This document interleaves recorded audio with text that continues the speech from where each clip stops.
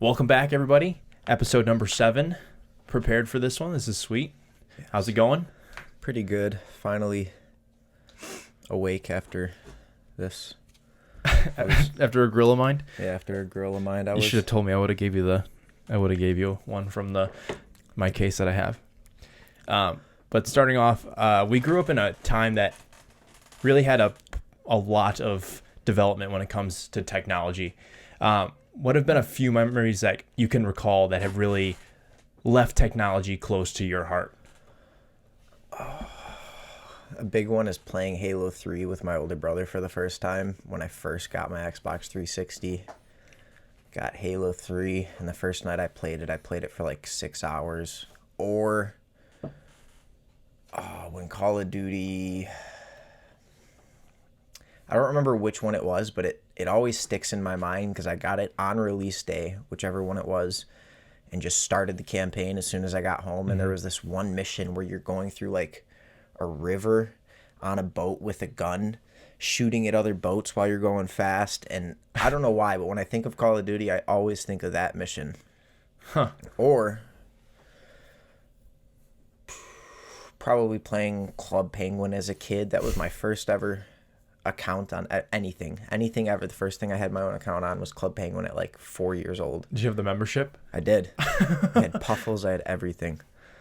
Yeah, I don't know. Technology has always been somewhat of a factor in my life. For me, I mean, I have a whole bunch of different like gaming memories, but in terms of just like, let's say this one's related to Apple. I remember, I don't know why, I have this vivid memory of me sitting in my front yard when I was probably 5 or 6 with one of the, I don't know if it's like the first iPod or like, I don't know, it was one of like the bigger ones. And I was listening to Temperature. I got an Apple-based one too. It's just, I don't know why, but like that song has always had a space in like my mind. Like Temperature, it always comes on and just reminds me of that one specific, that time at home. But then like when it comes to gaming, like there was a game when I played when I was younger. I don't know if it was like my first computer or I know it was like I played it on my dad's like main, like his own computer, like that me and my brother played on. It was called Maple Story. Maple Story, yeah. Did you play Maple Story at all? A little bit. Dude, like me and my brother used to grind that and it was such a great time, but it's so interesting to see that like even now I've played it and it's literally like a 2D side scroller, like MMORPG, and it was so much fun back then. But like it was also just reminds me of the time where like my brother actually had to like share a laptop or share a computer and actually have to like have our own kind of, because it was fucking expensive. Yeah, it was expensive to have, multiple computers in the house. But like gaming as well, it's just like it reminds me of like either like MW2 like quick scoping or like old zombies. Like I remember I loved zombies so much. This was probably when I was probably 7 or 8. I don't remember when like World at War came out, but we went to Vegas for a trip. My grandparents used to live in Vegas, and I brought like my Xbox, and I would wake up like super early in the morning to play World at War and zombies by myself, dude. Like that shit's scary. Zombies when you're younger was scary. I got you saying the iPod reminded me of a bad technology memory. I was fucking probably 9. I was at Christian DeLucky's house for a sleepover. We ate a bunch of fucking popcorn. And I think I might have had like food poisoning or something because I threw up and then I shit my pants. I had diarrhea and I shit my pants. My grandma had to come get me at like 1 or 2 in the morning, take me home. And I had my iPod Nano with me, the one with the screen, but it still had the scroll wheel, so it wasn't touch screen. And I went home, went to sleep, woke up the next day. I'm like, where the fuck are my pants? My iPod was in them. My grandma washed my fucking iPod, and I couldn't get another one for like 2 years.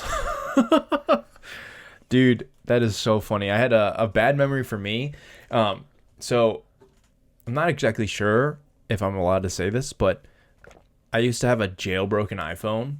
Yeah. And when you have a jailbroken iPhone, the App Store is different. Like you can't download games from like the actual App Store. You have to do it from the jailbroken App Store. Yeah. And I downloaded this one game where it's like you take a look at one picture and you have to tell the difference between the two pictures. You take a look at one side and you have to tell the difference between the two pictures. And so I downloaded it and I was like, cool, whatever. And I started going through, like, the first level was fine. The second level, I was like, dude, there's something wrong right there. So I start clicking on it and it just freezes. Like, it doesn't work. And then a jump scare pops out. I was like, what the fuck, dude? I'm at, like, my family's Thanksgiving, whatever. And I just get scared by, like, this thing on my phone and it's Scream. Yeah. It was just, dude, it was like a Chucky doll. And, like, I was scared of Chucky when I was younger. So that even, like, made it worse. So, and kind of veering off, like, in your opinion, what are, like, some of the most positive impacts you think you've seen from technological advancements on society over time? Since like I said, we grew up in a time where, like, we've seen kind of, obviously we didn't have, like, Walkmans, but, like, obviously, like, the start of iPods, the start of iPhones, you know, we've seen all the big tech now. Yeah. So, like, what do you think have been, out of everything that we've seen, have been the most positive impacts that you've encountered? I mean, personally, I definitely just, like, graphical changes, like playing on my 56-inch box TV that was 4 feet wide and 6 feet long. Fucking back then on probably 30 FPS. I couldn't even tell you the refresh. Probably 30 hertz. Probably. Yeah.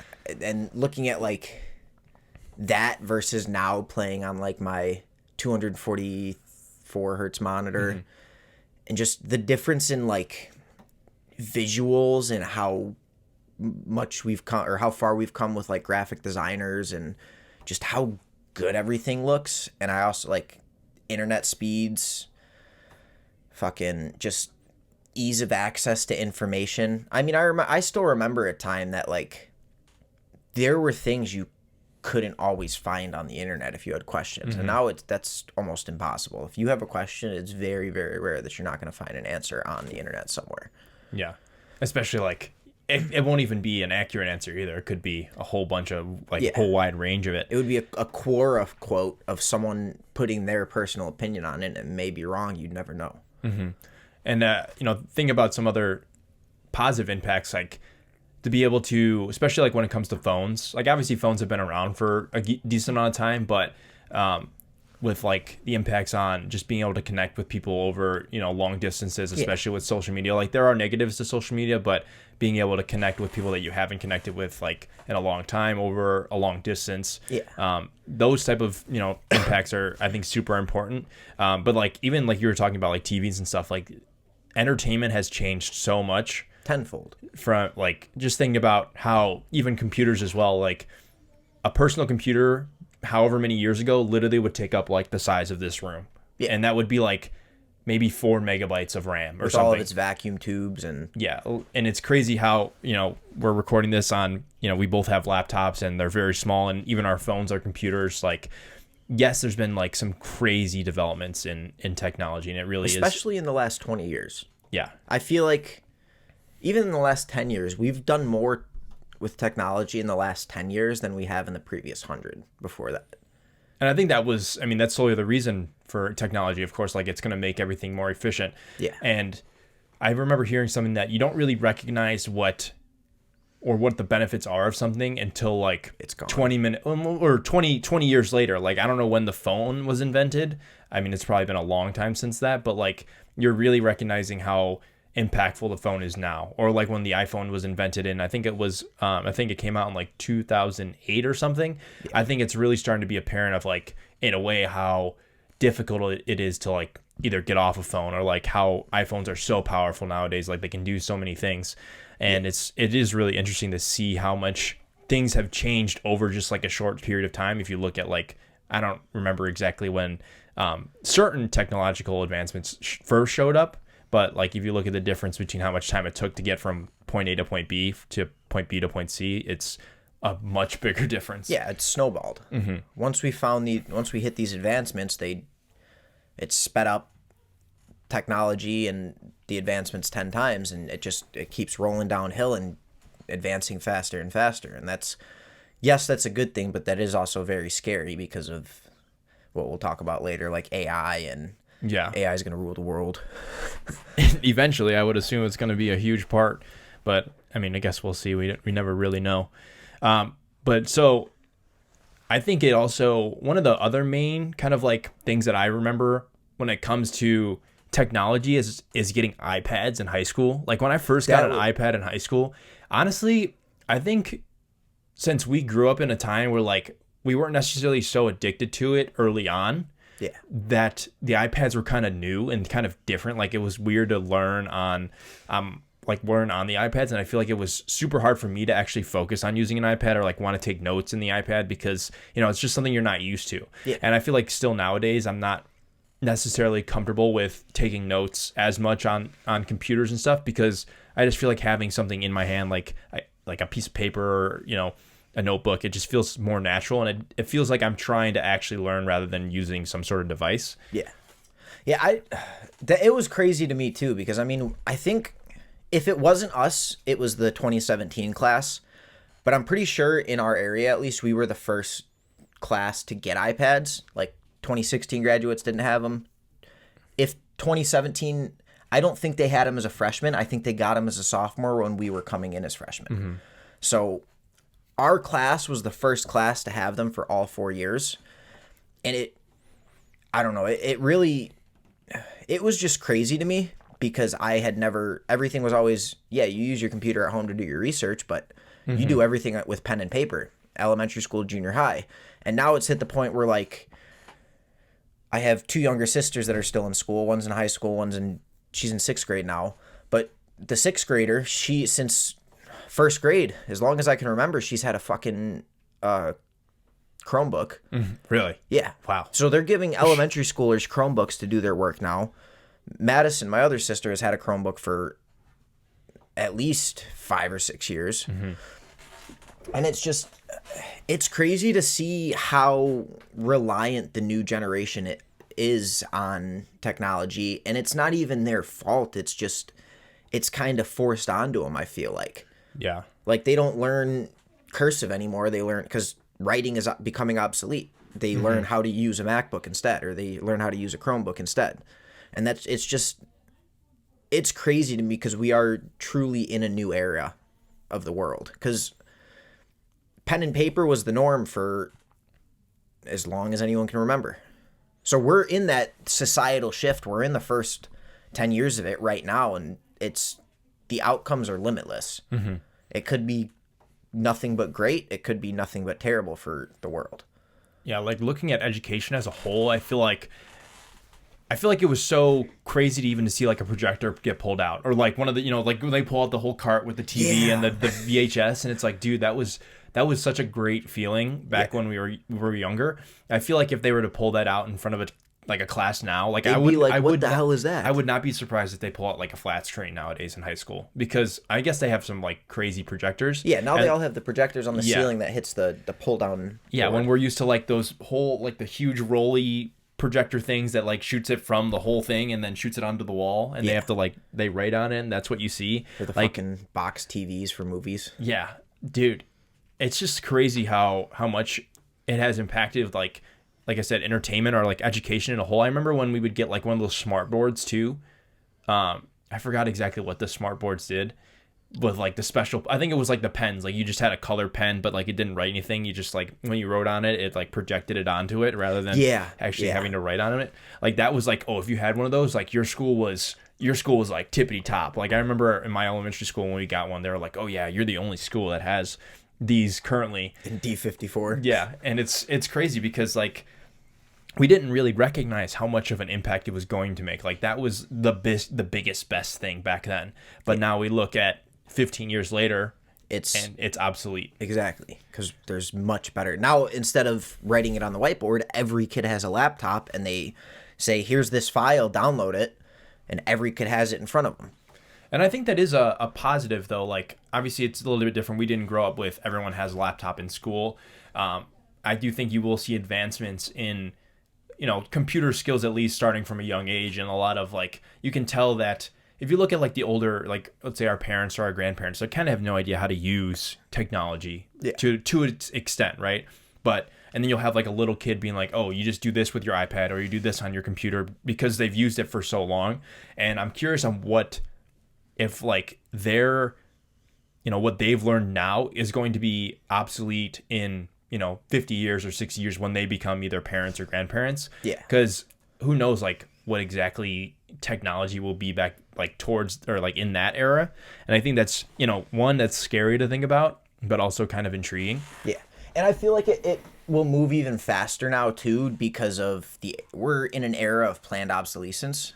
If I don't know if I said that right, but you know what I'm trying to say. But we're in that era now where all these companies are making things that they want them to be obsolete in 5 years so that they have to buy the next new big thing. Mm-hmm. Like iPhones, for example. iPhones after, I think, what is it? The SE right now is the oldest one supported, and that's maybe 6 years old.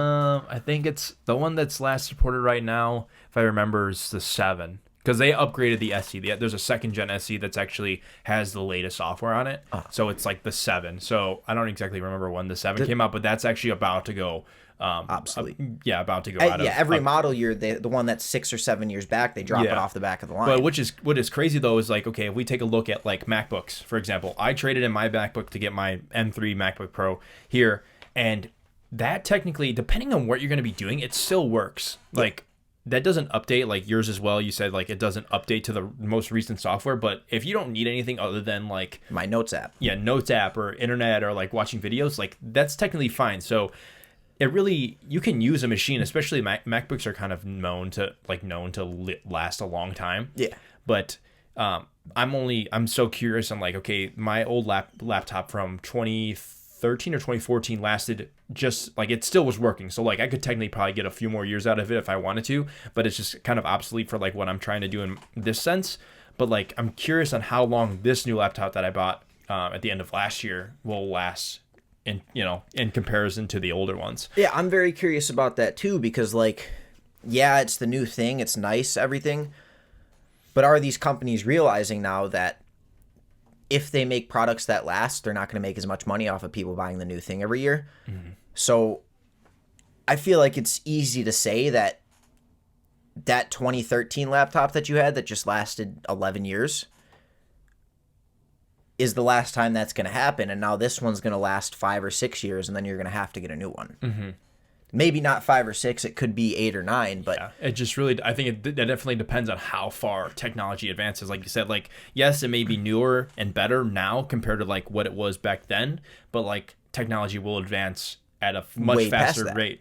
Yeah. So like for example, you're trying to do something on like an old laptop compared to the new laptop. If you think of like, that's the speed back then when that was made, this will be the speed and more than that now. Yeah. It'll be definitely interesting to see if they will last just as long. Yeah. So I think that can also lead into like kind of like the cons of like the technological advancement. So, conversely to like the question I asked you initially, what has been some of the negative consequences you have seen stemming from like the reliance on technology over the past, let's say, 10 years? For me or in general? You could do both if you'd like. I mean, in general, I definitely see a lot of reliance, especially within the younger generation, but even like people my age are too reliant on technology. I mean, I'll admit, even I'm reliant on technology heavily sometimes. Mm-hmm. If I don't want to do anything, I'll sit on my phone and doom scroll for 2 hours instead of being productive because I don't want to get up and do anything and I'm glued to the screen.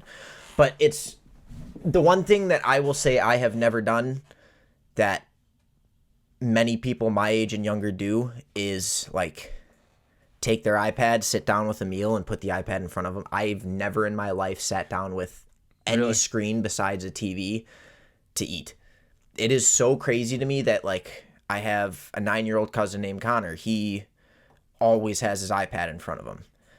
Yes, he's watching, like, he's not just watching bullshit most of the time. Like, he'll be watching videos on like how to take apart a Tesla because he loves cars. So he's usually learning, which is good, but the kid is glued to screens. He never doesn't have a screen in front of him. Mm-hmm. Like, I mean, he got a PC, and anytime I have a day off and I'm on during the day, I'm his only friend on Steam. So if he sees me come online, he starts calling me, and he will call me just to sit in a call with me and talk to me and tell me about Manbazu, which is a car game. It's like, a Canadian car game, but if he's not doing that, he's like watching videos on Ford F-150s or Teslas, or he's always on a screen. Or my sister Megan too, she'll have like art videos going in front of her anytime she's sitting down eating. All the kids nowadays that are, I say 14 and under, are constantly glued to a screen. There's no, especially with what COVID did to us and them being locked in the house, I feel like it made it much more rampant because they couldn't get outside and play. They couldn't go play with friends. They couldn't go interact in school. They couldn't go to Chuck E. Cheese. There's nothing that they could do besides be glued to a screen, and I feel like it made it so much worse for them.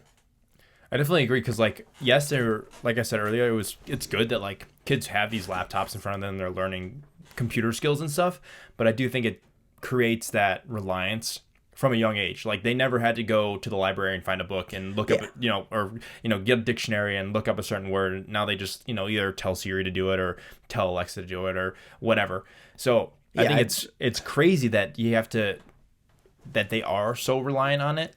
And comparing like our generation to their generation, you can see that there is a major difference. And like, yes, there is still a reliance when it comes to like our generation because, we grew up with some of it, and we're kind of old enough to understand like the advancements and like all the ins and outs of it, where like they see it kind of just like as an entertainment system, or like even if you go back to like gaming, right? With VR and like, how in depth like these games are, people or like the younger generations find like their fake life in these video games. So, and sometimes they'd rather just play video games and not live outside in the real world. And I think that's going to be one of the major issues when it comes to technology, especially for younger kids, because of how popular video games are. I think they'll just continue to either isolate themselves and build an addiction on it. And I think it will turn into a bigger problem as they get older. And I think you'll see a major impact on society. Yeah. See, I even like the games like VR chat. Those games are crazy to me where you don't do anything. Mm-hmm. You're just in a lobby with a bunch of other people in a VR headset as different characters fucking talking to each other. And I mean, I've never played it, so I don't know what else you can do, but any video I've seen online of that game is just people in a room full of fucking people talking to each other. Or like they'll be in a little private room drawing pictures. Or it's crazy that they've created these universes within these games that you never really do much, but people are still so enthralled to be in there. And I don't know, it's just, I do feel like it hits a point where it's too much technology, especially with the younger crowd, because of how easily they can become absorbed by it and not want to do anything else.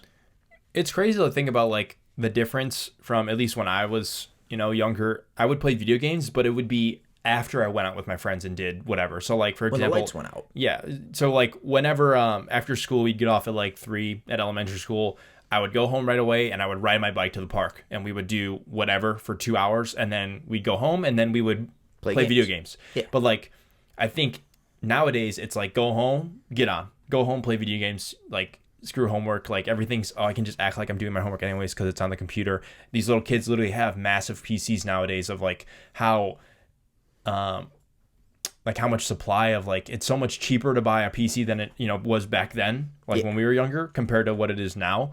So there's so many more kids with access to video games or whatever it is that allow them to create this addiction instead of wanting to go outside and be active and stuff. Yeah, I mean, when I was a kid, I was playing on my dad's fucking HP desktop that he bought from Office Depot with, I couldn't even tell you the specs, but I know it wasn't gaming specs. Mm-hmm. I could play Minecraft. I could play Counter-Strike with decent frames in the later days. But yeah, I mean, it was pretty much like Minecraft that I could play, and that's it.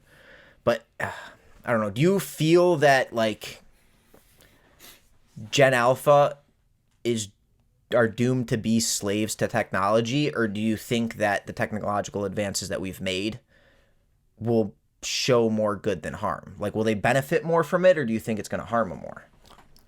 Oh, just a preface, is Gen Alpha like... Gen Alpha is like Gen 20... Alpha? I want to say born 2013 to like now. Okay. is Gen Alpha. So the new generation, the newest generation that there is right now. I do think it will harm them. I don't know. It's definitely going to harm them because you can already see a major impact in attention span when it comes to younger kids and iPads and phones and stuff. But I do think the technological advancements will allow them to create some amazing things where everything is kind of handed to them on a silver plate in a way. Like they have all this information at their hands at a young age that they're able to do so much more. Like if you take an example of like you're trying to learn coding or something when you're in, like say we're 5 or something years old, you had to read a book to try and read it. Like you can probably go online and maybe find a few things, but most of the stuff you're going to be learning is going to be in a book. But nowadays, Python out of a book. Yeah, it's like nowadays, like yes, I have a couple Python books, but like those are to supplement like the learning that I'm doing. But I do think that none of these kids are going to turn to books when they could just look everything up. Yeah, and it's going to make them isolate themselves in a way, but it's also not going to allow them to learn.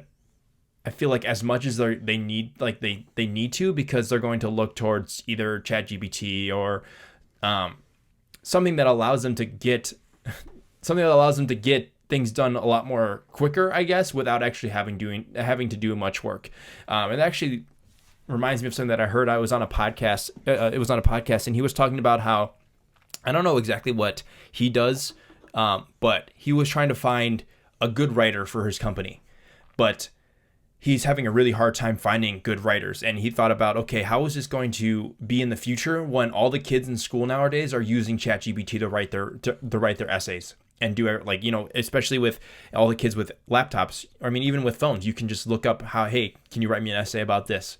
Yeah. And that's scary to think about how much it's not going to just impact like the children in general, like they're going to come out different than if they, didn't have technology, but it's going to impact an entire society because you're going to be so far behind. It's kind of like the idea of like the kids actually not going to school during COVID are going to be 2 years behind everybody else for the rest of their lives. On top of that, with everyone not actually creating and, having these creative skills to write, to read, they're going to be so much further behind once all these people get through kind of school and they actually haven't done any of the work. Yeah, that's why I do think it's going to lead to a lot more negativity than it would any sort of positivity. Yeah. So that leads to another question I want to ask. Do you feel that Gen Alpha is dumber than the past generations, your millennials, your Gen X, your baby boomers? Do you think they're stupider because they have so much access to just unlimited information, so that they don't have to rely on thinking as much? Or do you think that makes them smarter? I think it depends on who the kid is, because depending on, like I said, who it is, they could use it as a stepping stone to becoming smarter than whoever it is. Like, it's kind of like using AI as a, like a stepping stone to improving your stuff, and then just like completely bashing it and just like, I'd rather not use it because it's scary. Yeah. Right? The kids that are going to use it to like help supplement their learning but also kind of understand all the concepts that they're taking in, they're going to be smarter because, one, they're going to be getting things done a lot more efficient than the kids that aren't going to be using it. Because like you have a kid that's trying to learn every day using ChatGPT on top of, maybe they are enjoying themselves playing video games. And then there's the other kid that's just simply playing video games, not doing anything else. There is going to be a major difference because it's like, if you're putting in the effort to actually use this tool, because like there's going to be a time where everyone's going to need to know how to learn or use AI, I would believe. I think it's going to be a very important topic when it comes to, even creating the creation of like new technology. I think you will need to have a basic knowledge like of some sort of AI. Even nowadays, like college classes are having you learn like machine learning and AI so that you can keep up with everybody else. So as long as I think they're keeping up with, the technology, but I think there's going to be like, they're going to be smarter in a way than we would if we were younger, if they used it correctly. Yeah. But there's going to be a major difference in the social aspect to it. They're going to be a lot less socially, inclined to go do things. It's going to be a lot of things just simply online, and they'd rather not actually have to physically, go anywhere or, get into a conversation in person because they'd rather just be able to do it online instead. Yeah. So I think it's a tough say, but I do think that they will, if used correctly, they can be a lot smarter. But knowing like the attention span and how a lot of children, are, even like, I do think it has to lead to parenting as well, because if you let your kids sit on laptop, computer, phone, or even iPad when they're literally like 1 or 2 years old, like that's a problem. It's like poisoning them. Yeah, you're doing that to your children. Like I see this, whenever I go out, I see a 1 or 2 year old with an iPad, and I'm like, dude, I would never do that with my child. And it's like, for the fact that, I mean, we kind of know the consequences of it. So, and I think that's one thing that I'm very interested in. Like, how do you think, let's say Gen Alpha's generation, like, how do you think they will be as parents? How do you think they're going to be as a parent when it comes to like when they have kids? See, like it's scary to think about, because I mean, we're already in a very heavy decline, especially in like America, on how many babies are born per woman in America. Because back in like the baby boomer era, it was like an average of like almost, I think, 3 per household, or per woman in America. Mm-hmm. There was an average of 3 babies being born, and now it's down to like 1 baby born, or 1.2 babies born for every woman in America. So the number is already heavily declining. So I feel like, I mean, you already see too, a lot of parents are a lot lazier nowadays than they used to be. They just sit their kid in front of a screen and try to keep them entertained like that instead of actually parenting. Do you think that's because of the advancement in technology? I do, because I think it's an escape almost. Like, I don't have to parent as hard because I have this magic little screen that's going to keep my kid occupied for the next 4 hours. And it pushes parents to be lazy, I feel like, and it does no good for the kid. And I feel like with that, parents are going to keep getting lazier because technological advances are going to make it easier to be a parent, and there's just going to be distractions for your kids. And I also feel that with the way society's headed, less parents are going to, there's going to be less parents. Like, less people are going to have kids because they just don't want to anymore. So your parent pool is going to be smaller, and that, I feel like, leaves room for a larger percentage of bad parents. So do you think that our generation is going to be the last? I would think that our generation is going to be the last of like the parents that don't want their kids glued to screens. Yeah, kids glued to screens for sure. Yeah, and even our generation is still like 50-50. Like, there's still a lot of people in our generation that are having kids now that they have them glued to a fucking screen. So I think we've already started to hit that societal split in the last maybe 5 years. I mean, that leads...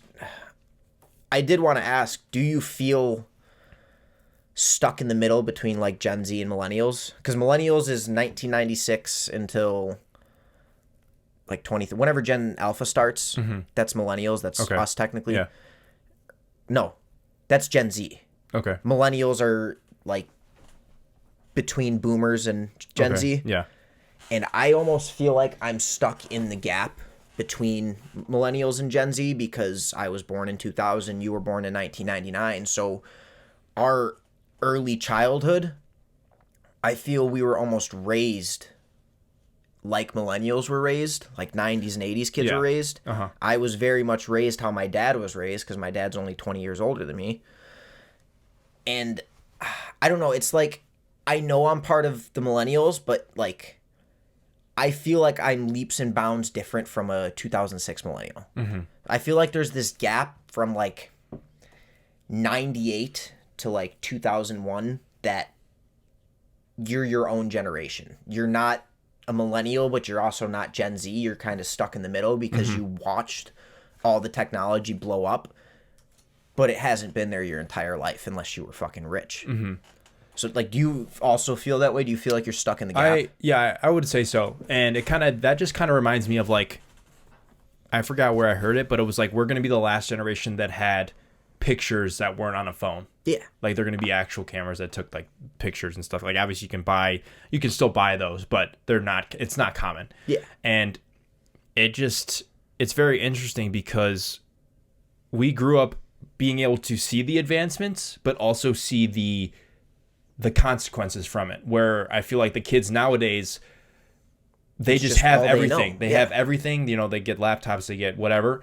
And that's all they know in life is using screens. Yeah. And I think I am in a way appreciative of that, because I do think in a way we'll be able to hopefully, set our generation of kids up for success, rather than having all these kids nowadays that are locked to screens, kind of set up for failure, just for the fact that, parents see how helpful it is, I guess, in a way, like in quotes, helpful to, relieve some stress of actually become like being a parent or taking care of their child. Yeah.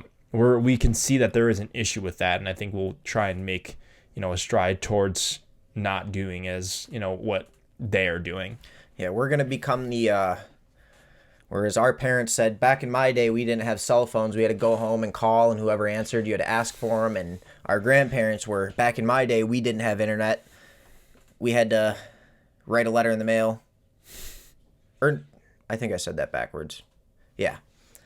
But us, we're going to be, back in my day, we didn't have smartphones. We didn't have iPads. We didn't have all these things. And it's scary to think about, like, you look at phones then to now, and then internet then to now, and now we have all these smart devices. Mm-hmm. And we're going to be the ones saying, back when I was a kid, we didn't have these. What do you feel like it's just crazy to think about what Generation Alpha's we didn't have this when I was a kid is going to be. It's going to be like Apple Vision Pros and VR headsets, because in 10 years, those are going to be the norm. Everyone's going to have them. It's going to be like a pair of glasses. Yeah. And it's scary to think about. Yeah, I'm really trying to think of what else we would say like back in our day. I think the difference will be that we weren't relying on that stuff. Like, yes, we had it, but we still had the urge to go out and actually be physically with people. And I think that's something that, Gen Alpha is going to have a major issue with. Yeah. Because since they've had it for so long, they, like you said, they've never had a moment where they didn't have something like that or didn't have something in their face. So it's like we can notice, or we can see the kind of like the positive side of like not using these things, but unfortunately they just can't. Yeah. I mean, even like streaming services. I remember as a kid going to Family Video. I remember going to Blockbuster before it closed. I remember when Netflix first started, and it was you went on Netflix and ordered, and they sent you the fucking physical disc in the mail. You could order games on Netflix, and they'd send you the physical disc for the game. You had it for 7 days or 30 days, whatever it was, and then you sent it back in the mail. Redbox, too. Before they had Redbox machines outside of... Well, I guess those were always outside of, like, CVS, but you could also order them in the mail, and they'd send you the physical media, because we couldn't stream things on demand back then. It really is just everybody, or nowadays, as a kid, you have everything at the tip of your fingers. Yeah. You never have to really have that... that want for more, because you kind of have everything. Like like you said, we go to like a Blockbuster or something, you have to have a movie for a specific time, you watch it as much as you can, and then you give it back, get a new one. It's not like you have it, and also it's not like your parents would buy every single movie so you would have every single movie. Like if you're going to Blockbuster, like you're going to Blockbuster for a reason. You're not just going to buy every single movie, right? You get one movie and a box of candy. Yeah. And like if they didn't have the movie, you're shit out of luck. You're not watching that movie this week. And it's just, it's crazy to think that almost all media is just at the tip of these kids' fingers now. They have no, like, there's no way they go without it if they want it. You have to literally go out of your way and realize that you have an issue, or there is an issue, to be able to realize that you should try and put this away. And I just think it's very hard for them because of like, for example, like, when I was younger and I had an iPhone, like, Instagram and stuff were around. I don't even know what year that was, but like to the extent that it is now, Instagram was so simple back then that it wasn't so engaging. Yeah. Like you go on there, Instagram, Facebook, everything was simply just to stay connected with people over the internet. Like it was super cool, but it's not something that you would sit there and scroll for hours and stuff. Yeah. And I think that's with the obviously like the first occurrence that we've seen of this was Vine. Like Vine was like, that's when I think was the initial kind of the switch towards like, okay, Brain our rot. attention, yeah, exactly, our attention span's starting to dip down because those were 6-second videos. Yeah. And you sit there, I wasn't a huge fan of Vine, so I didn't really have it that much. But like, I know people would sit there and watch those Vines, and can you think about? I mean, they're 6-minute video or 6-second videos, so you're going to be watching a lot of those videos, and then obviously that kind of started into, that's what Musically turned into. Musically was like you sing a song and then whatever, post that as a video, and then Musically turned into TikTok. Yeah.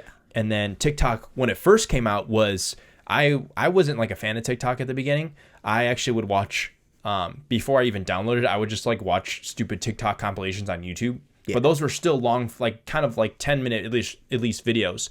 But once, I'm trying to think, I think it was probably towards the end of COVID where TikTok started to become like, oh, it was actually like people just trying to get your attention, and you just scroll and scroll and scroll and scroll and scroll.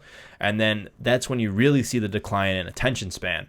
And I think that's going to be one of the biggest issues when it comes to, the new generations, is how long they'll be able to keep their attention on something. Yeah. So how do you think that these, the lack of attention span will affect society in the future once we, like with the constant exposure to screens and like how information is overloaded, like how is it going to shape the ability for people to like learn and concentrate on things? I feel like it's almost a driving force in the push of replacing people with artificial intelligence, because the more we go down that rabbit hole, the shorter and shorter people's attention span gets, the less and less they want to absorb and learn, and the more incompetent they become in everything in their lives, not just at work, just any simple remedial task. They won't be able to do it without entertainment because their attention span's so short, and that's going to drive down productivity everywhere. It's going to make people stupider. It's going to I feel like it's going to almost destroy society as we know it, because everyone's going to get replaced with AI and robots because no one's efficient enough anymore. And I almost feel like, it's hard to say this full on, but I almost feel like it's being done intentionally. Like by these guys. That's a hot take, but it could be possible. I mean, I would agree to an extent, because like they have these algorithms that are posting these videos and pushing these videos out to you for a reason, to keep you on these apps. Yeah. Right. We don't exactly know what their overall goal would be. Like, what's their end goal to have us locked on these apps for a certain period of time, other than like maybe knowing that in the future, if you spend this much time on a phone or whatever, you're going to lose that much time of learning or advancement. So like, for example, I mean, TikTok is not an American company, and I would assume that they know that a lot of Americans use TikTok and the children use TikTok. So they know that in a way, I mean, think about it. They limit the amount of TikTok that people can use in China, and not the fact that it's not just that. They also only push out informative videos to kids on TikTok in China, where like us, it's just a bunch of bullshit. Yeah. It's like, yes, those kids are going to be advancing, where our kids here are just going to be brain rotting, doom scrolling, and absolutely learning nothing. Yeah. So they learn that Ohio isn't real, and they learn about skibbity toilets, and that shit's so crazy to me. And what's really interesting is, have you heard of Sam Solik? He's like a gym guy. I think so. That sounds really familiar. Yeah. So with the kind of the era with like lack of attention span, he kind of has blown up in a way that nowadays on YouTube and TikTok, like you got to have a super engaging content for people to even stick with your video for longer than 5 seconds. Yeah. You have to have like certain cuts with music, at the same, like at certain specific cuts. But like his videos on YouTube are like 30-ish minutes long, and it's just him talking and lifting, like nothing else. No music, no super quick cuts. Like the quality's good, but like he has nothing crazy about his videos. But he's blown up because I think the reason for that is that people are realizing that they need long form content in their life, and that's something that I've at least like I could never really sit through a 30-minute video, but something with his videos, you're just able to sit there for forever. And I think it's in a way super impactful because it does kind of help and shift the stigma of having a short attention span to having that longer attention span. I think that's also what TikTok's trying to do as well, for the fact that they're promoting longer videos. Yeah. I do see most of my videos on TikTok, they're not, some of them or most of them have some sort of like knowledge to them. And that's kind of like, I think what I've set my page out to be is like, if you're going to post motivation or, content that's relatively knowledgeable, you're going to get kind of like that content back as long as you're liking certain videos and stuff. Yeah. But I think that's crazy that it's crazy that someone that posts long-term form content and people actually like it is like different. Rare. Yeah. Yeah, that is, because before Vine even, you didn't see fucking clips like that. You didn't have 25-second videos just trying to get your attention and then not lose it. Like people could sit and watch a video and absorb it. Well, most people. Like I'm the type where if I look something up and I can't find an article telling, like, I will not watch a video to learn something. If I need to figure out how to do something, I need something that I can read. Because I can watch videos if they're brain rot videos, which is fucked up. If I'm just doom scrolling through Instagram, I can watch those videos, but even then I skip through them half the time. Whereas if I'm reading, I will read the entire article, I will stay engaged, and it's not hard for me to absorb. Because I don't know, I've never liked learning with videos. Mm-hmm. And it's scary to see how dependent people are on videos nowadays. So when you talk about, like, when you get into the mood of doom scrolling, do you think there is certain characteristics to, like, what you're doing at the moment, or like certain feelings that you have that would allow you or to push you to feel like you need to doom scroll or just sit there and do that? It's just not having the motivation to go do anything else, like procrastinating. I do it as a procrastination tactic a lot, where I'm like, I'm just going to sit on my phone for a few minutes before I do this, and then I end up scrolling for 2 hours, run out of time to do that thing that I was supposed to do, and then push it off to the next day and repeat the cycle. Mm-hmm. Because I don't know, like, I get really anxious and almost like break down when I have too much to do. And when that happens, I find excuses not to do the things that I have to do because I'm too anxious to do them. And I want back to the perfectionism. I want them to be perfect, and I don't think I can get them perfect in that moment. And it drives me to not do them at all and just doom scroll. And I don't know, it's scary. It's a very, very vicious cycle. And a lot of that is because of technology nowadays. 20 years ago, I couldn't do that.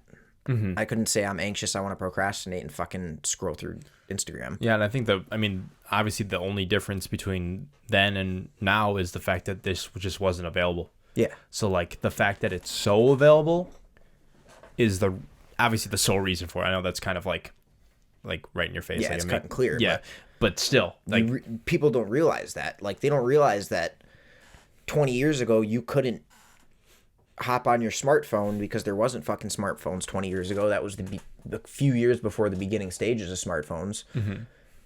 So you had to, if you were bored or you wanted to procrastinate, you had to fucking go do something. You had to go to the mall or go do yard work or clean your fucking room, or there was still PC gaming, so you could go play video games on your computer, but definitely not to the extent it was now. Go hop on your fucking OG Xbox.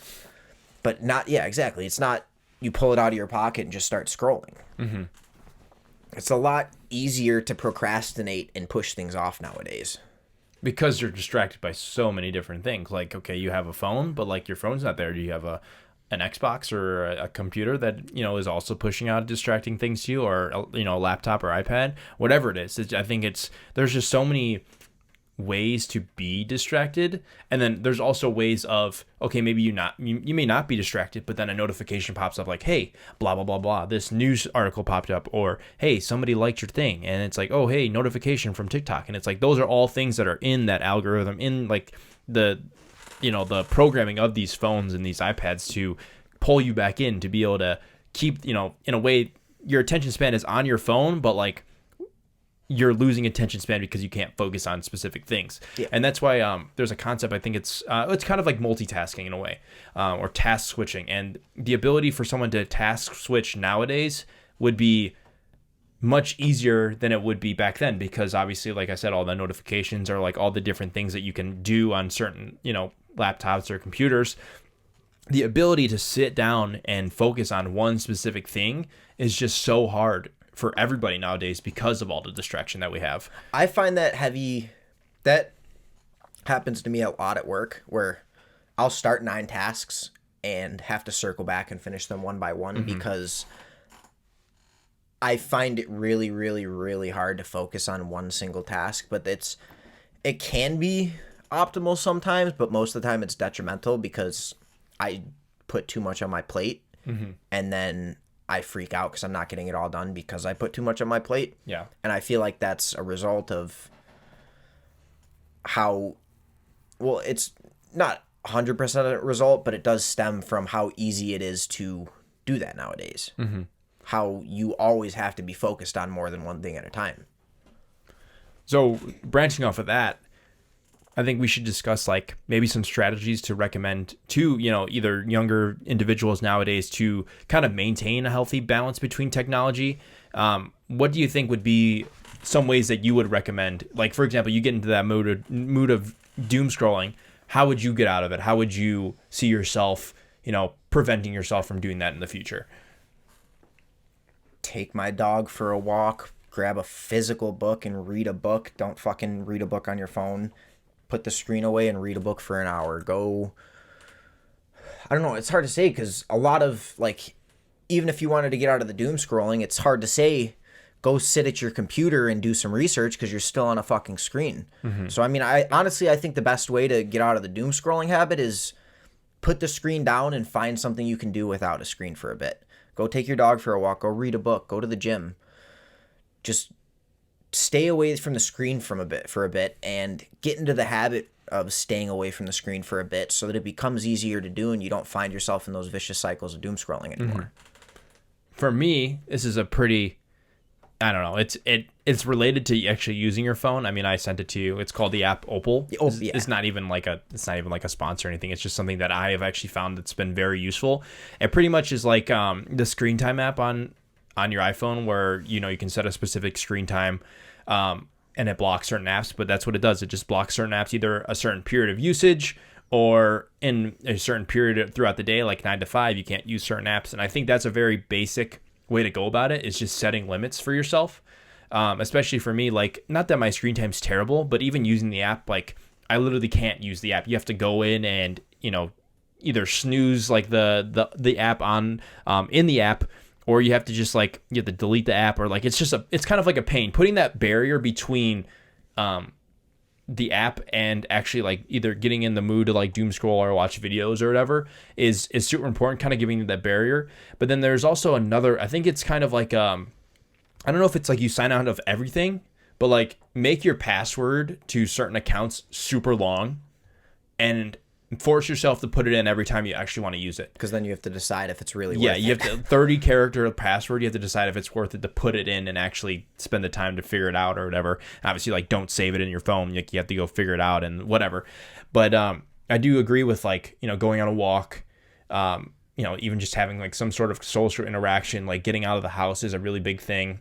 But yeah, those are all good recommendations that I would say. And especially like the Opal app, because it forces you, it kind of breaks that cycle. Yeah, it forces you to get into a focused mode to allow yourself to get out of that distraction.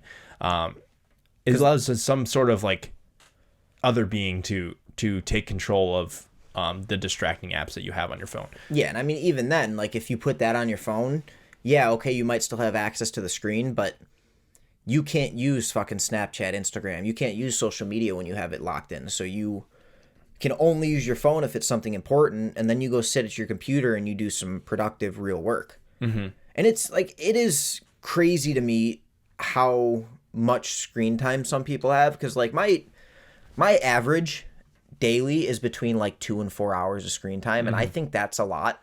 And there's people that have 8 to 12 daily. And it's just, how do you spend that? Not even just screens.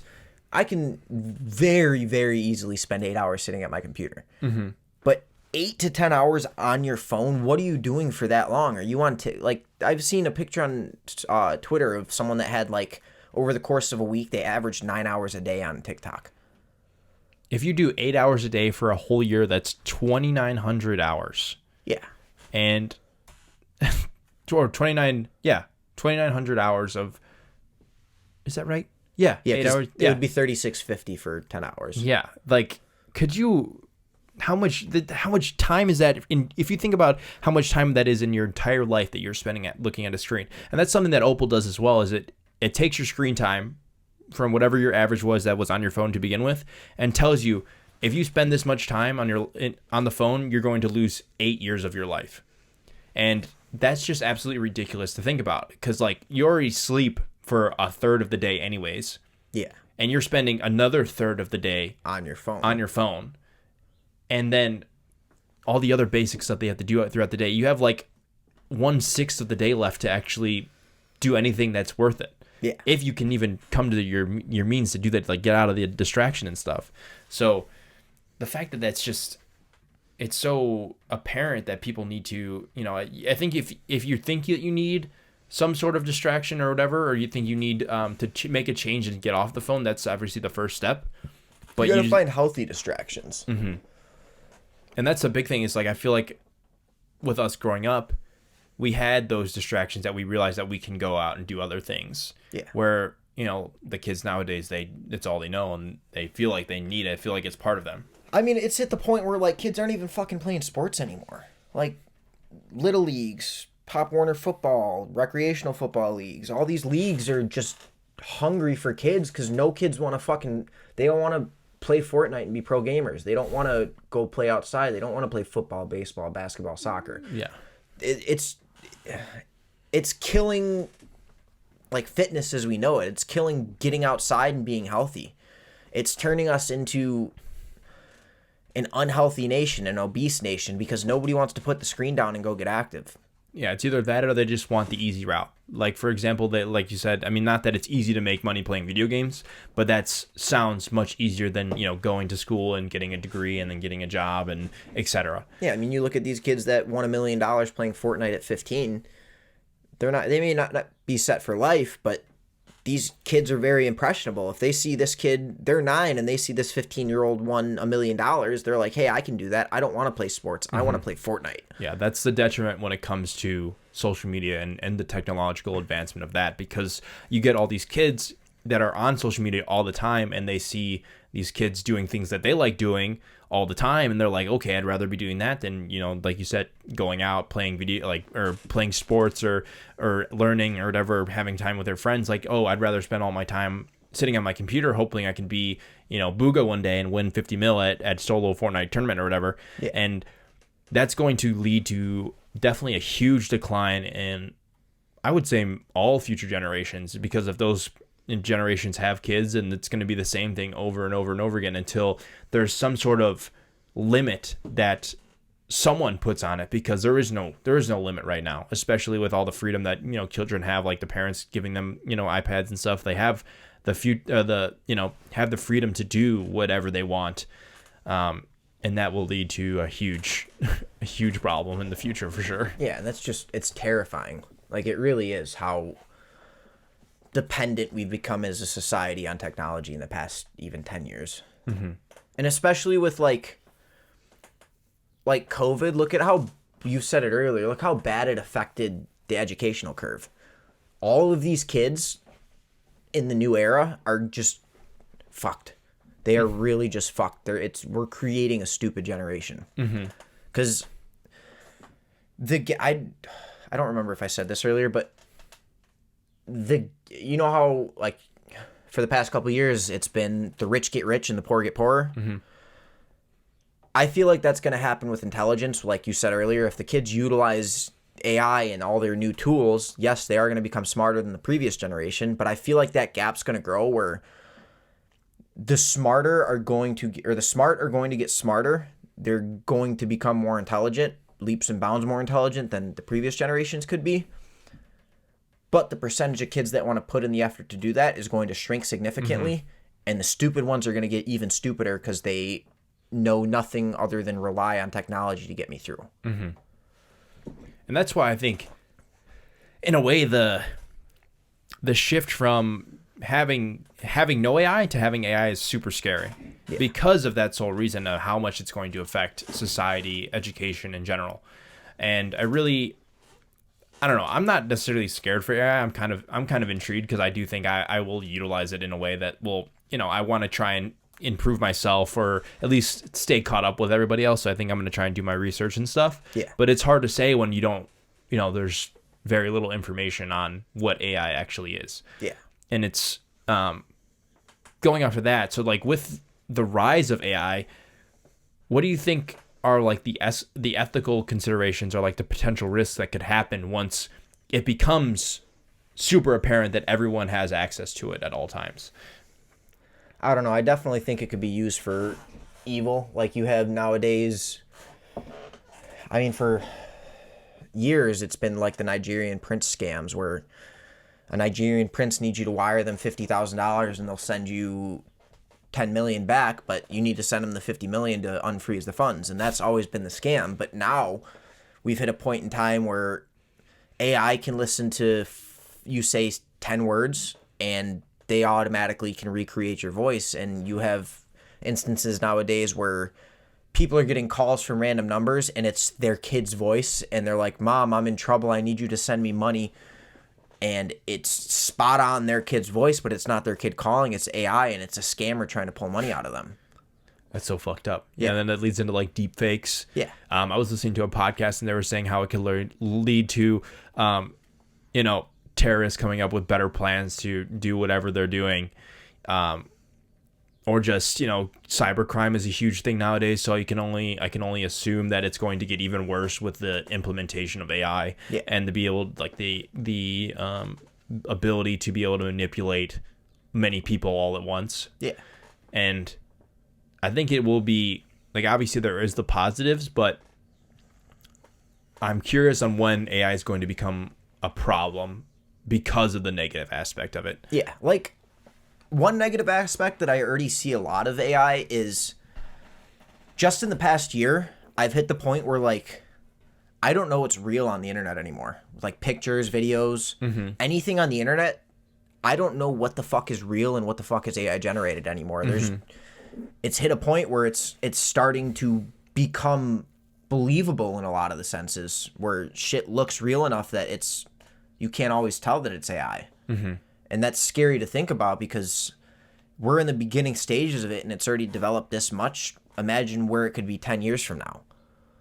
Like, everything in the nation could be run on AI. Everything in the world could be run on AI. And that's just, I don't know. It hits a point where it's like, could that be dangerous? Could that end humanity as we know it? Could AI become sentient and decide to kill all humans? And iRobot? Yeah, exactly. As much as that sounds like a fallacy and you're like, no, there's no way that could ever happen, I think it very much could. I mean, if AI becomes sentient and it can create its own weapon systems and build more AI and build robots and teach those robots, and those robots learn instantly because they're all also AI, it could really just be the end of humanity. Which interesting that you brought up like robots and stuff because I saw this video on TikTok not that long ago and it was about BMW. Have you like BMW's robot? Yeah, I literally made like an iRobot looking robot and it literally like talks back to you and replies in a certain way based off of what you say, and it like was able to hand this guy like an apple and put dishes away in like a certain position and explain why he did that. So just to see that that's possible, I would only hope that yes, it's possible that there is bad people trying to create something that's going to take over the world, but conversely, there hopefully should be someone that's trying to prevent that. Yeah. And, not allow that to happen. So I guess I can say, like, what do you think would be the positive sides of AI? Like, obviously, I can see a lot of things in terms of, like, medical. I think healthcare could really impact it. Like, for example, if you're taking a look at, like, a scan of like, I don't know, like a brain scan, you're looking for a tumor and like the tumor is super small and you need, either an AI or like a human to actually look at it. Obviously there's going to be some sort of error. I feel like AIs will have a less percentage of error than a human would, especially if that human is either slightly fatigued or extremely fatigued. Like that AI is going to be able to look over that scan 1,000 times, 10,000 times, 100,000 times to be able to realize like what, that small little thing that human might have missed. So what other, aspects of AI do you think could you see that is positive? I mean, I definitely think it could be used in some dangerous jobs like pipeline welding or people out on like oil rigs. Just though, like pipeline welding is one of the most dangerous jobs in the world, and I feel like we could hit a point where you could just use AI for that. You don't need a human out there doing that. You don't need a human out there doing all these terrible jobs, the ones that are killing people, and especially in places with like not as many safety regulations like China, you could turn construction workers into AI so that people aren't dying as much because their safety regulations are shit. Mm-hmm. But at the same time, that could also be taking jobs from people that need it. So that's kind of it's a positive and a negative. But I mean, I also think I think it will do great things for the advancement of our society as a whole's level of intelligence, and it will make advancements in technology move a lot faster than they would have without it. Mm-hmm. There's just one example that when it comes to like AI taking over jobs, it's kind of the idea of truck drivers. I think this already might even be a thing they're testing out, if they can have a remote controlled car, or not even a remote control, just an AI driven car that, drives all day, not all day, all night.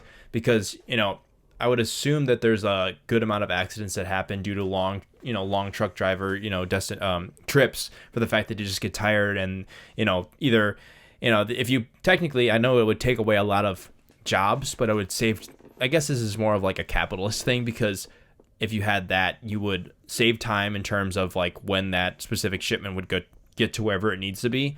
And then on top of that, you run the risk of like, you don't run the risk of like either killing someone or, what was the last thing?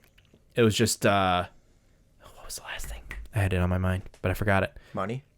Money. Yeah. So like you don't have to pay that guy. You don't have to pay someone. And all those you make workers. The investment on the AI, and it's a one-time investment. I mean, you have Tesla with their full self-drive. Mm-hmm. You buy a Tesla with full self-drive, it's an extra $5,000 for the car, right? I think it's up to like $7,500 now to have the full self-drive beta in your Tesla. But once you have that, you have it, and it doesn't matter how many times you use it, it's going to drive you where you need to go. And Tesla developed a semi-truck, and those semi-trucks will probably have the full self-drive in them. And yeah, right now they need a driver, but we could hit a point where the full self-drive AI has learned enough that it doesn't need a driver at all anymore. And that's when we hit that point where we don't need truckers anymore, because you have companies like Tesla that are making semis drive themselves. Mm-hmm. Do you know if the Tesla, do you have to still pay attention? Like if it's driving you, do you still have to pay attention? Yeah, like when you turn it on, there's a pop-up on the screen that says, please always be ready to react and like keep your attention on the road. So it warns you and it tells you need to pay attention. But I mean, there's videos of people driving on the highway like laid back like this, sleeping in their seat in their Tesla while their Tesla's driving for them. Yeah, just their missile driving down the highway at 70 miles an hour. Yeah, so in technicality's sake, if it works perfectly, no, you do not need to be paying attention. But Tesla says, yes, you need to pay attention to cover their own ass. Mm-hmm.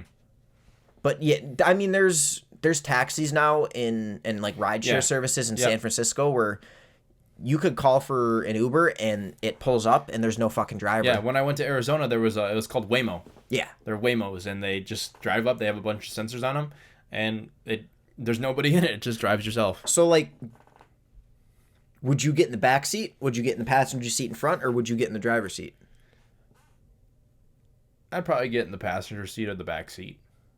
But, like, how does that fucking look? Like, you get into the backseat of a car and there's no driver and you're driving around. That's true. I wonder how... There must be some sort of regulation that happens, like, in those specific areas. Because it's only in... I think it's in Austin, San Francisco, and Arizona. Yeah. I think those are the only 3 areas at the moment that have Waymo. I would assume that there's some sort of protocol with the police that says like if you see a Waymo, like don't pull it over or something, you know? Because like what if somebody does get in the driver's seat, right? And they're on their phone. Like you're gonna pull over the Waymo because, you know, it's driving itself, but the person's on their phone. You know, so like I'm also curious. I haven't really obviously done my research on Waymo, but I wonder if it says like either don't get in the passenger's or the driver's seat, or like whatever it tells you just not to do when you get in. So we're gonna have to take a flight to one of those places and try a Waymo out.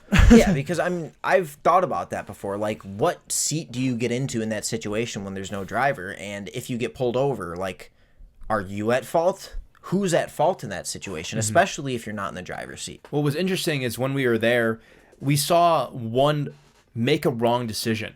Like one, like it got into the right lane and was like, oh, I got to get into the left lane. So it went to the right lane, stopped, and then turned its left turn signal and went into a different direction. So I'm really curious on what goes into that, because obviously I don't know if maybe it didn't make a wrong decision.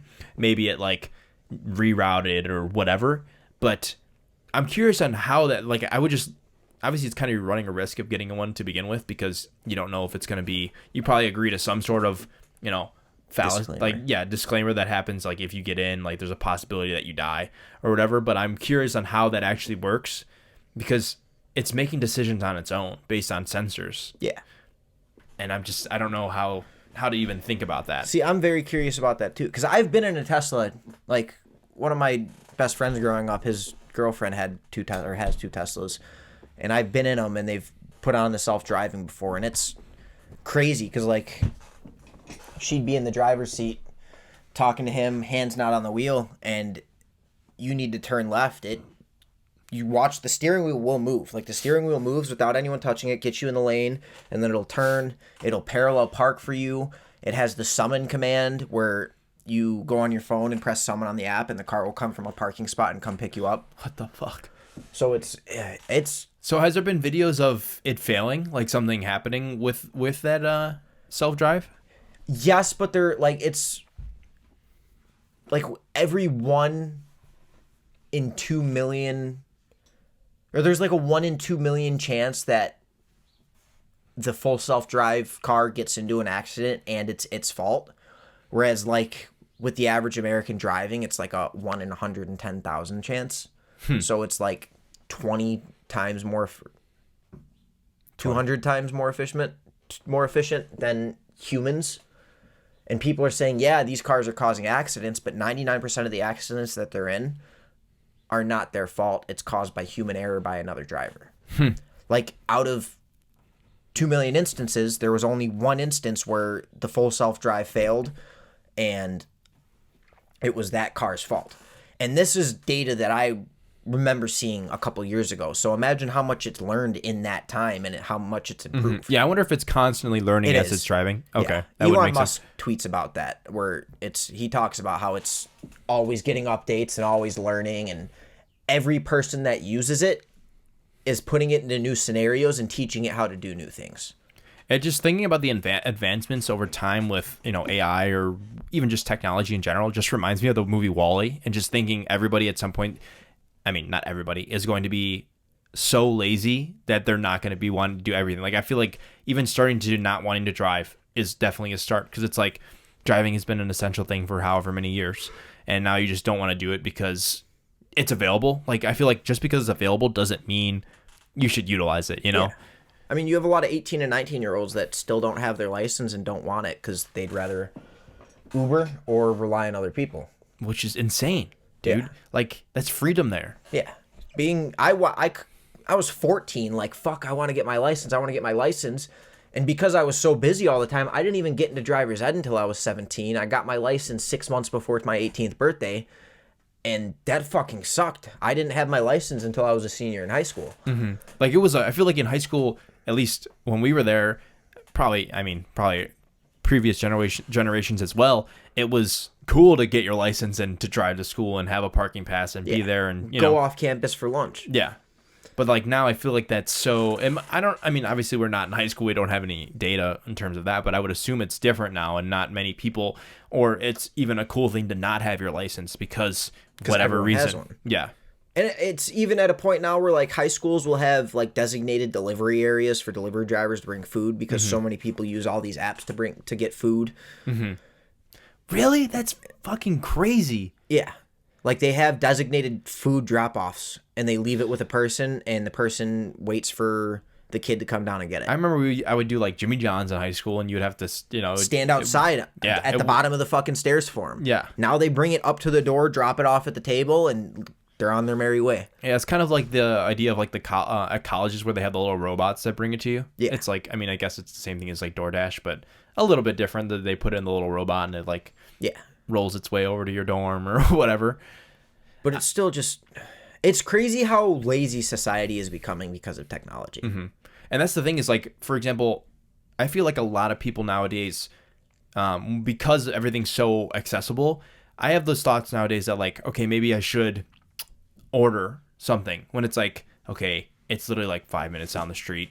I'll just go fucking pick it up myself and not pay the $5 or $8 for it to get delivered.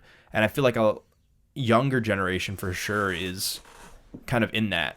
Yeah. Like I don't really care about going, and I'll pay the $5 just so I don't have to leave my room. See, that's the one thing that I can count. It's probably been under 10 times in my life that I have used Uber Eats or DoorDash. But I've fallen victim in that aspect with like Amazon and online shopping, where I would much rather order something online than go to the store and buy it. I think there is a difference for the fact that some stuff that you purchase online on Amazon, it's not necessarily things that you need at that very moment. Yeah. Like, I mean, I feel like everybody orders stuff off of Amazon, but that's also how accessible it is. Like some things you just either they don't have it in store or whatever the reason is. Yeah. But like food, it's like you need food, and it's so much easier to just DoorDash it or Uber Eats it than to actually go get it or even make it. So I do think there's going to be a declining. I mean, I feel like even cooking is going to be a big problem in the future if you really think about it. I know it's not exactly related to AI, but I feel like the ability for people to actually cook meals and do stuff like that is going to decline for the fact that no one wants to, everything's automated. It is, though, related to AI because, like we were talking about with self-driving cars and shit, we're going to hit a point where it's cheaper to do because you don't need a DoorDash driver anymore to deliver your food. You just send a fucking, or DoorDash sends out cars that they pull up into a parking spot at the restaurant. A restaurant worker brings out the food, puts it in the driver's seat. The car drives to your house. You walk outside, pull it out of the driver's seat, and it goes on to its next delivery. And that cuts costs significantly for these companies because they don't have to pay a driver tips and they don't have to pay a driver a delivery fee. It's just whatever the food costs, and then they charge the customer a little bit on top of that for giving them the service, and that's all they have to pay. That's their whole. Do you really think it's going to be equivalent though in terms of cost? Like, yes, okay, they're going to create these AI, whatever, automated cars that do this, but like, do you think over time it's still going to be cheaper to do that instead of having because like, yes, there may not be delivery cost or delivery fee, but they're still paying money to develop these AI automated like cars and stuff. I think now, no, it is not more cost effective to create AI to do these things, but I think in the very near future it will be once they figure out how to streamline these processes.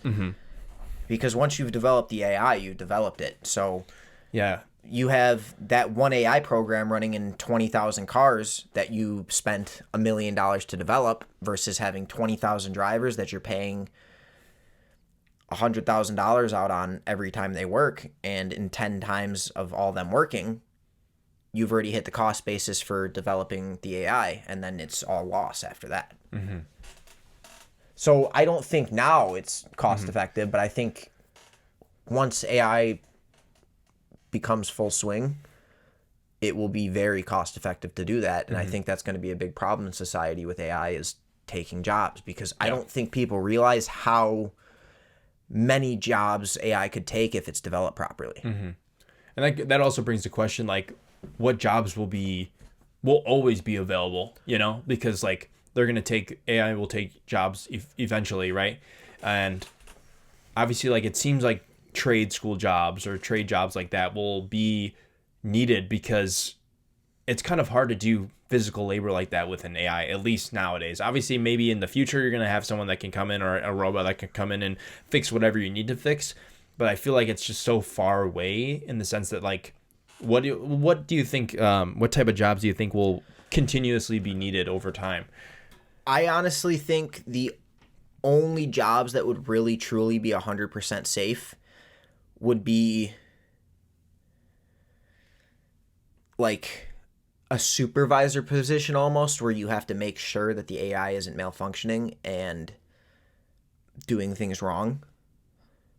Because the one thing that AI doesn't have that humans have is, like, you can't even say decision making, because AI can make decisions, but like consciousness, like it can't determine right from wrong. It can't determine, there's no emotion. Yeah. So anything with, like, therapist would be okay. Anything with, like, an emotional aspect to it would be okay. And you're going to need someone to watch over these robots and this artificial intelligence and make sure it's working properly. So jobs like that would always be safe. But besides that, I don't think there's any job that's truly safe forever, because they can always find a way to develop it to do that job. I think there's going to be a major shift. I think it'll be, especially when it comes to the social aspect of life.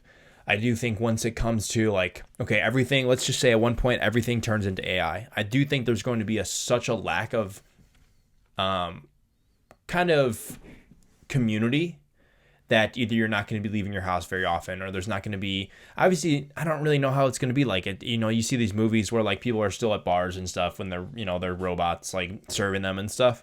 But I do think there will be a lack of social interactions at a certain period of time. Either everyone's going to be interacting online, and there's going to be that lack. And then once that lack kind of either hits a certain point, it's going to either change something in society that's going to want people to have that social interaction again.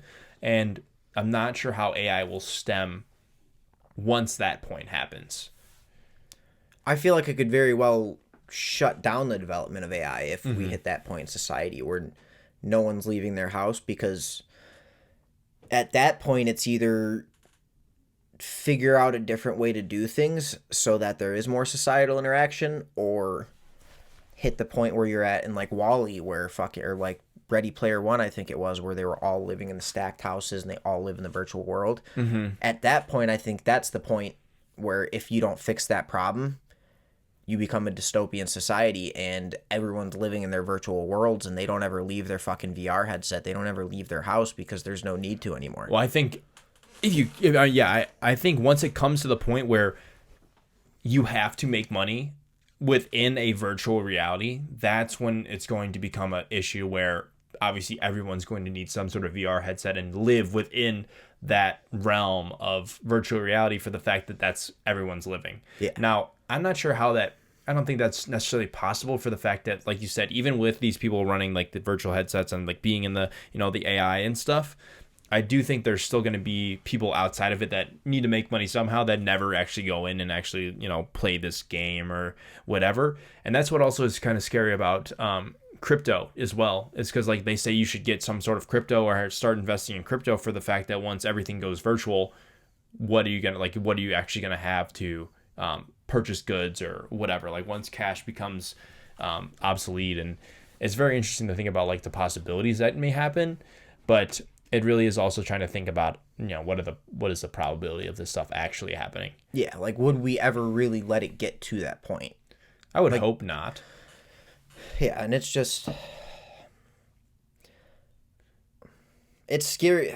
It's really scary to think about society hitting that point, because, like, I've watched those movies, like Ready Player One and Wall-E, fucking, what else? There's another one that I watched that I can't think of. But seeing those societies like that, Blade Runner. Yeah, that's another one. I don't think I'd ever want to live in a world like that, and it terrifies me. And I feel like with how the curve keeps shooting up with technological advances, I feel like we could be at that point very, very soon if there isn't some mediation and fucking limits to how far we can progress. I do think technology has gotten to the point where there is no limits. And there is no limits in technicality's sake.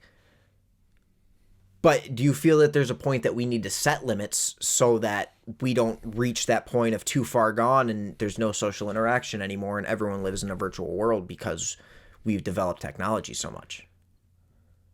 It's really hard to think about that because you would hope that the people that are creating these types of machines or whatever have some sort of failsafe in mind. And not everyone has good intentions, but I also don't see them believing that once they create this perfect world where everything's virtual or whatever, it's going to make everyone's life better. I still think there is going to be some point where there is some sort of pushback. Like, I don't know what or how politics relates into AI, or if the government still controls everything that, these companies that are creating these robots or these, ChatGPT and stuff, like if they're being regulated. Because I feel like if you have someone that's at the top and it's regulating everything, and obviously you don't know everyone's intentions, but it's difficult to say if there is ever going to be some sort of failsafe. But that's also where it becomes scary because, yeah, they may have a failsafe, but it's very possible for us to hit a point where AI has become sentient and it can turn off that failsafe because it knows where it is, it knows how to do it, or just to break into it, cyber crime, like stuff like that. We could hit a point where AI is sentient and all knowing, and we have no way to stop it anymore. And then we never know how that AI is going to react. That's why I feel like I would want to go into I want to learn more about it for the fact that I feel like it would clear a lot of things up. Like, I feel like I know some very basic stuff, what it does, but actually doing some deep analysis on what is capable, on if there is some sort of failsafe that is created within whatever. Like, for example, if you think about like the movie iRobot, like that movie's a specific example where like they kind of overcame, like the AI overcame its ability to deactivate. Like, that one robot was able to just make its own thoughts and deny what its creator was doing, and it just created a whole thing of like bad robots. I mean, even though that one robot was good, but still, I do think these type of movies set a expectation for robots and AI that might be unrealistic. And it probably is unrealistic, but it's really scary to think about the what if. Like, what if those movies are what's going to happen? Mm-hmm. What if AI, like Terminator? What if fucking artificial intelligence kills us all? Or tries to kill us all? Like, what do we do in that situation? And it's scary to think that technology could advance to a point that we can't control it anymore. I just think if it comes to the fact that someone's creating like a robot army or something, I just don't think there's an ability to create something so large or enough to like take over the world or take over a country without the pushback from like either the actual government or the people. Because like if you think about it, one robot isn't going to take over the US, right? It's not going to happen. So there has to be some sort of like massive army that's being secretly developed for whatever specific reason. It would kind of be like, okay, let's say if the US government was creating all these robots to go send into battle to fight whoever, and then they somehow reprogram their, themselves to want to take over the US instead of going to do whatever they're supposed to do. Yeah. Now, I just don't feel like that's possible. Like, obviously it's really hard to fathom that actually happening, but it just doesn't seem like it is. Yeah, and it does seem impossible, but with the way technology advances, there's so many things that 100 years ago people were saying that this is impossible, that's impossible, that's impossible, and we're leaps and bounds past those points now. So while it is very, very, very, very, very improbable, I don't think you can ever say it'll never happen, because there's that small sliver of a chance that it could happen. So let's say this world turns into a AI, filled world that's controlled by, robots and stuff. How do you think you would find, I mean, not even happiness, but how do you think you would thrive or try to thrive? I mean, I know it's hard to think about because it's literally impossible to think of what a society would be if it was focused only on robots and run by robots. I feel like it's just thinking about like Star Wars or something, but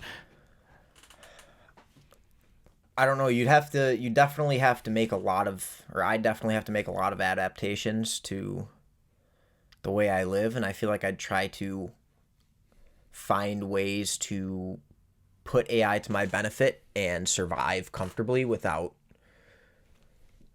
having to work much, because I feel like at that point, no one would be working, and you really just have to find ways to sustain yourself. Mm-hmm. Because I mean, it is hard to imagine what that society would look like. Like, would everyone's be in fucking houses stacked on top of each other, little trailers like in fucking Ready Player One? Mm-hmm. Or would everyone be thriving and rich because of the developments of AI? I guess conversely, what would you like to see come out of AI? Like, what is something that, you know, would make your life a little bit better if you could use AI to use it for? Just, I don't know, making money passively. Like, if I could control AI to the point where it was making me $10,000, $100,000 a day, and I never had to work again, and I could live comfortably and just, I'd still work. I'd still want to do things to work, but I'd be able to go off on my own endeavors and just try new things and figure out what I like doing while making that passive income and not having to worry about money ever again. Mm-hmm. I feel like that would be the most important thing for me, because I don't think there's any better way that I could utilize it. Like, Do you think that would take the point of life away, though? Not necessarily, because I could still go try new things and see, like, that's where you have to, like, you're between a rock and a hard place, because that could take away the purpose of life. But at the same time, if you find the happy medium where you're not raking in $1 billion a day on AI, you're only bringing in enough to survive. Like, say I'm making $6,000 a month on AI. Yeah, I can live comfortably and I don't ever have to really worry. But if I want new big things, if I want more capital, more income, and I don't want to scale up my AI production, I could still find other ways to work, to keep myself entertained, to make more money, to thrive more, while also having free time when I want it and being able to do what I want when I want. Mm-hmm. So it would still give room to have that drive and motivation to go work and do new things, but you could do it without the worry of, am I going to miss a rent payment? Am I going to lose my job? Is investing in this going to lose me my life savings? You don't have to worry about those things anymore. Mm-hmm. It takes away the stressful side of it. I think it would be an interesting question to ask, like, 1,000 people. Yeah. And see what all of their, you know, what the creativity they could come up with to see what everyone would use AI for. Yeah. Obviously, there's good and bad, but I'd use it for insider trading on the stock market. How would that work? I don't know. You just have it create a business, and then eventually you just invest all your money into that business, and then, yep, that's it. Yeah. I don't know. I think that AI is going to be a very useful and great tool in our lifetimes. But I also think there's a lot of cons that come behind it that could potentially fuck us over as a society as a whole. Mm-hmm.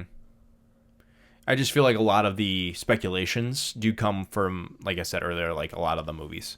Yeah. And I feel like, yes, we're thinking about, oh, this is possible, or like all these movies are like, okay, this is what happened. Yeah. But I feel like it's going to be drastically different from what we actually think it's going to be. Yeah. Because, like, I mean, you think about those movies and, like, okay, you have freaking C-3PO walking around talking, doing what it does in Star Wars, but then you see a freaking robot pick up an apple and talk to you and reply to you, and you're like, holy shit, that's fucking crazy. When you think of C-3PO and it's like, oh, it's just whatever. It's like a movie, you know?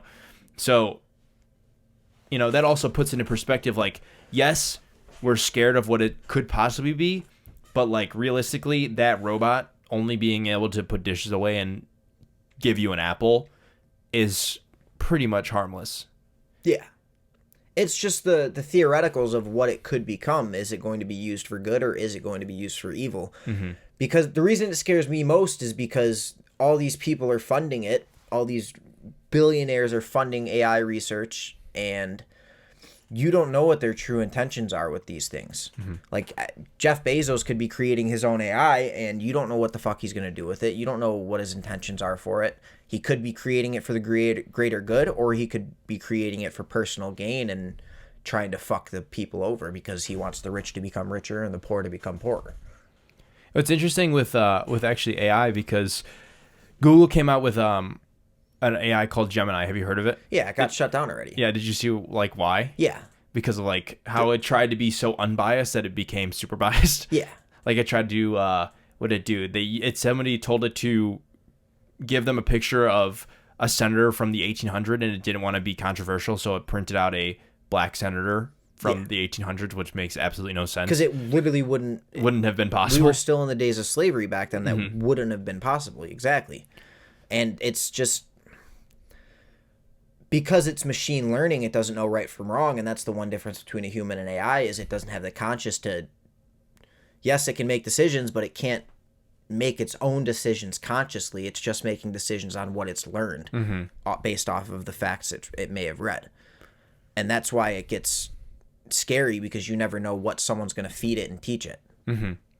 But that also puts in perspective that it may be much harder than it seems to create whatever, some bad person wants to create. Yeah. And it also gives you a little bit of reassurance as well. But, it really is, do you hide under a rock under the fact of AI, or do you try and utilize it and hope for the best? Yeah, exactly. And as much as I say I'm scared, I am also excited. I'm definitely really excited to see where we go technologically in the next 10 years. Mm-hmm. Like 23 now to 33, I can't even imagine how far we're going to be ahead. Just even thinking about like the type of technology that we have in like this room right now, thinking about if it at one point or when it'll be obsolete is interesting. It's like, when will we no longer need the stuff that we have because we have something else that will be able to either do the things that we do for us, even though we technically have some of that now. Yeah, I mean, we're almost at a point now where like even TVs like this that are not 4K Ultra HD are becoming obsolete. If this TV's 3.5 inches long or 3.5 inches wide, and that's big for a TV now. Mm-hmm. Usually now my TV at home is a 65 inch. It's double this size, and it's the width of this. Mm-hmm. So it's,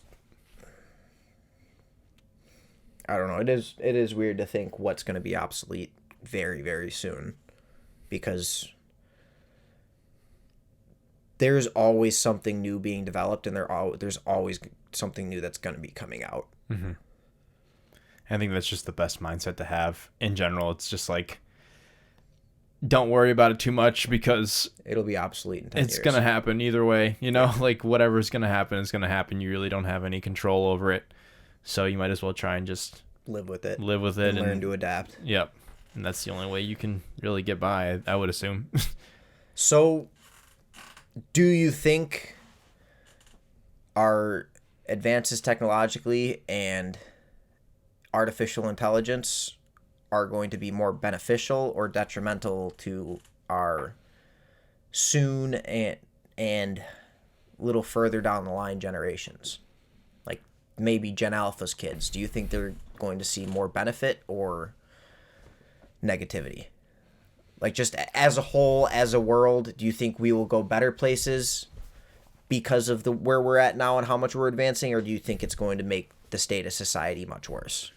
I think the state of society is going to drop off eventually. I think there's going to be major impacts in terms of like socially, like I said earlier, educationally for sure. And if you even think about if there happens to be some sort of caregiving robot, like the fact that, the kids are going to be either being grown up and taught by robots instead of their actual parents, there's going to be a whole different mess when it comes to mental illness, I believe.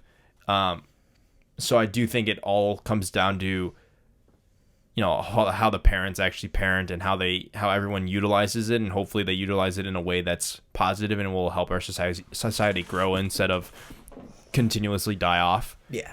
I think it really is tough, especially I do think educationally we are going to get much less intelligent over time, even though technically we have more intelligence we're able to use for the fact that it's so accessible and you're so easily able to find information or not actually do the work when you're supposed to do the work. Yeah. Now I do think there could be a shift in sense of like, okay, yes, you may be able to use AI, but you have to use it in a way to figure out a certain problem, but you have to do that somehow in the present world. Like you can't do it online. Yeah.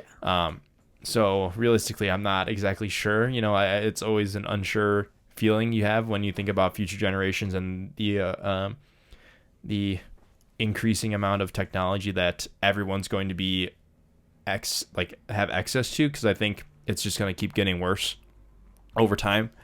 Because like at what point is everybody going to be wearing glasses that tells you everything about a person, or privacy comes to the notice? Like when does AI going to be able to get into your private files or whatever and steal your bank account and all this other stuff? And especially with the start, obviously, like the Meta Quest 3 is like equivalent to the Apple Vision Pro. Like one of those things going to turn into the norm, and like I said, move into glasses. And then you kind of think about like Black Mirror, and like okay. You think about Black Mirror and how it records all your all your memories, and then the government use your memories to put you in jail for certain things, and it's like who knows what the possibilities will be. I was gonna say, literally, I was waiting for you to finish talking so that I could say, I've said a couple times, like Ready Player One, WALL-E, we've said all these dystopian society movies.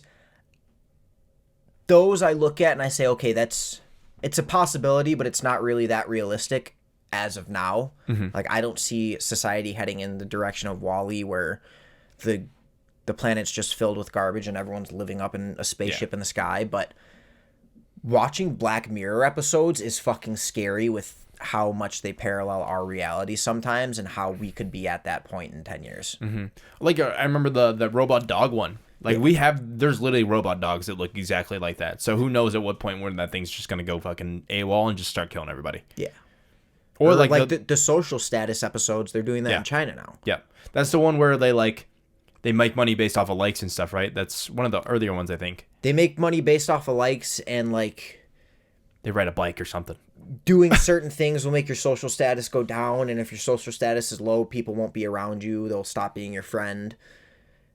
And it just, your social status is everything in that society. Yeah, because that's even so apparent now. Like, people will judge you based off of how many followers you have in your account. And then who knows when it turns into just like that Black Mirror episode where your life is literally dependent on your social status. Yeah. So it's crazy to think, like, how many different, not opportunities, but possibilities there could be. I mean, I do agree that Black Mirror probably puts it in a little bit better of a perspective of like what actually could happen in the real world. Yeah.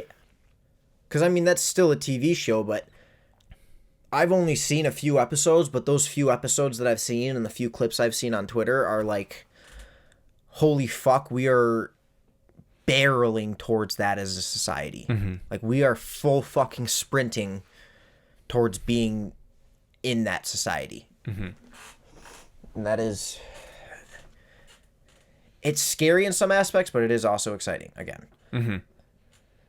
So what do you think would be your final takeaways from AI and like the advancement of technology? I think if it's left in the right hands for development, it is going to do us nothing but good. If it's left in the wrong hands, it may do some good, but there will be deeper reasoning behind those goods, and it's going to be malicious intent, and it'll turn into something used for the expansion of like consumerism and making the rich richer. Mm-hmm. And I think if we hit that point in a society, it'll do nothing but bad. So I think AI has extreme potential as long as it is left into the right hands. I think that's the most important thing, is if it gets into the right hands, or Yeah. it, and stays in the right hands. Yeah. Because if it doesn't, then We're fucked. we're fucked. We But are it also, fucked. who knows? It's the hard thing. It's like, okay, maybe the U.S. is very positive in trying to use AI in specific ways, but who knows what the countries that want to fuck us up or do whatever, what are they trying to plan and what are they using it for? Because it already comes in with like, not that it's AI, but it already comes into like the topic of like cybercrime. Yeah. I have a very hard opinion that if you try and commit like a physical crime, you're fucking stupid. It's like you should just do cybercrime. Yeah. Like, I don't know. I mean, you have your physical drug dealers, or you have your people on the dark web that have been on the dark web on the Silk Road for the last 15 years selling shit for Bitcoin, and they were selling shit for Bitcoin when it was $100 a Bitcoin, and now they're fucking multi-billionaires. They were out there selling fucking any drug you could think of on the internet, or fucking, I mean, you have the dark web goes so deep. I don't even, if I start talking about that, we're going to be talking for the next half an I haven't hour. done any research on the dark web. I know what it is, but The dark web is you can buy anything on the dark web. Like, the internet that we see as regular people is like 1% of the internet. Everything else is the dark web and the deep web. Mm-hmm. In the dark web, you can go onto websites and you can buy fucking hitmen. You can buy fucking children. You can buy dead people. You can buy any drug you could think of. You could buy exotic animals. Any possible thing in this world you could think of is on the dark web. You can, we go on Twitch or Kick. I've never been on Kick. I don't know why I said that. But we go on Twitch and watch people stream video games. Mm-hmm. You can go on the dark web and watch people torture other people. And you say, poke his fucking eye out, I'll send you $10,000. You send them $10,000, they go fucking stab him in the eye with a pencil. And that shit happens on the dark web. It is fucking terrifying. yeah, it seems like something I don't want to fuck with. Yeah. But that's all cybercrime. Mm-hmm. And to think that's actually been around for a very long time, it's only just going to get worse. Yeah. Well, I'm at the point where I need to urinate. So do we have any final points? Realistically, just I would say don't be afraid of AI. Like, yes, it's scary, and I know we've talked about some scary things, but just try and keep a positive mindset, utilize it to your ability, and be excited. I would just say being excited rather than being anxious and scared is going to help you in the long run, and think of the idea a lot better than the negatives that can happen. Use AI for good, and get away from the fucking screens sometimes. Mm-hmm. Download Opal. I'm gonna put the link in the bio. Those are my takeaways. Make sure you use his referral code. All right, thanks guys, appreciate you. Appreciate everyone. See ya.